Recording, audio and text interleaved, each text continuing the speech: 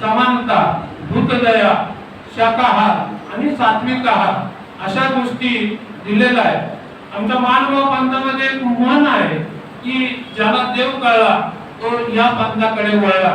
म्हणून हा पंथ नुसतं महाराष्ट्रामध्ये मर्यादित न राहता अफगाणिस्तानामध्ये सुद्धा या पंथाचं वास्तव्य झालेलं आहे। भगवान श्री चक्रधर स्वामींनी सुरुवातीच्या कालखंडामध्ये ज्यावेळेस अस्पृश्यता निवारणाचं जे काम आहे ते सुरुवातीच्या काळामध्ये त्यांनी केलेलं आहे।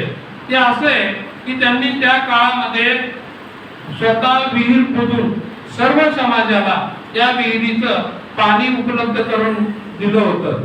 आणि आज जे आपलं ग्राम स्वच्छता अभियान आहे त्यावेळेस स्वामी 12 वर्ष महाराष्ट्रामध्ये खूप ठिकाणी फिरले, धर्माचा प्रचार आणि प्रसार करीत, मराठी भाषा जतन करीत।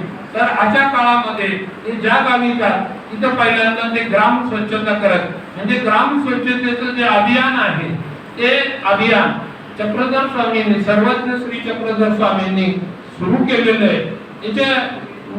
हे जे कालखंड आहे म्हणजे 12व्या 13व्या शतकामध्ये हा पंथ खूप भरभराटीला आलेला होता।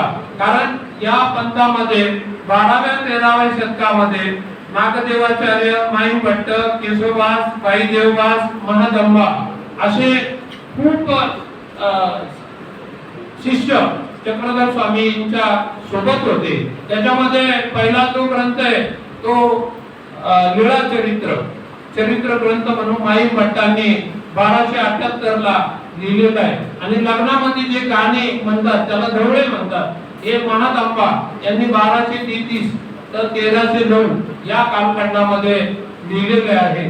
सूत्रपाठ नावाचा जो ग्रंथ आहे तो केशवदास, भगवान सर्वज्ञ श्री चक्रधर स्वामींचे जे शिष्य होते त्यांनी लिहिलेला आहे।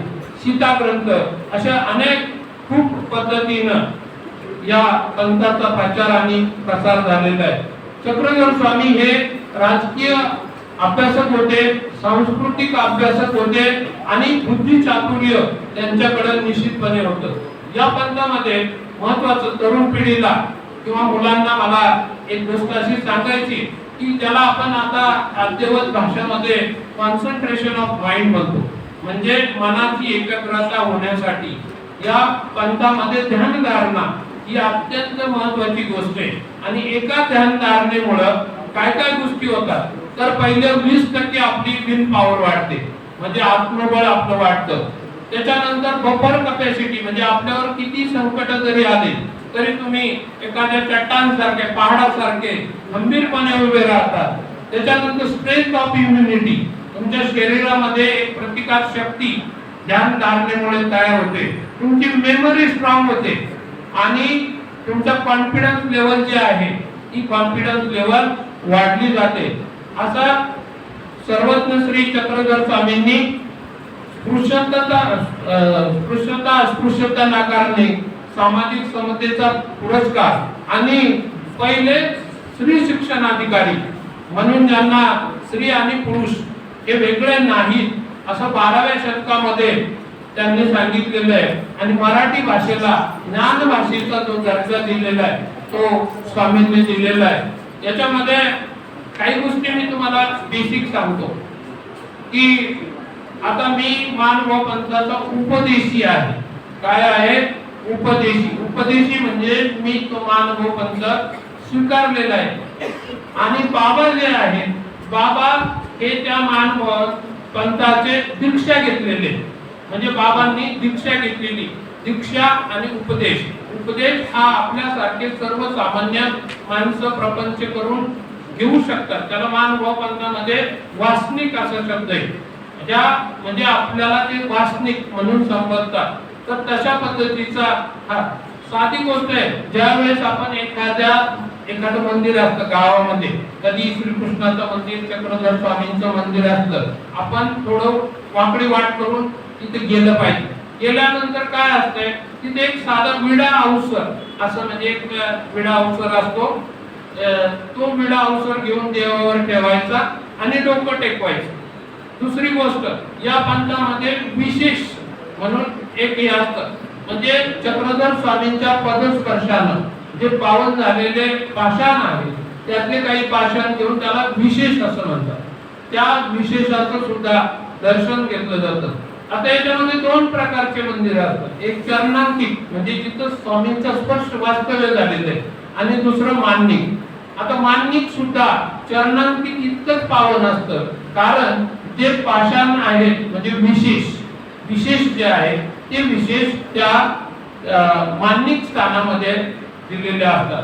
आता या पंथामध्ये बघा ज्या वेळेस म्हणजे मी उपदेश घेतलेला आहे, मी उपदेशी आहे, मी ज्यावेळेस जेवण तयार करतो घरी ज्यावेळेस आपलं जेवण तयार होतं पहिलं जे ताट आहे ते देवापुढे ठेवून देवाला असं पाणी पिरून 5 घास ठेवून पुन्हा पाणी पिरून नमस्कार करणे म्हणजे आणि नंतर सगळ्या घरच्यांनी सण असो वार असो रोज असो काही असो तर त्या गोष्टी या पंथामध्ये कराव्या लागतात.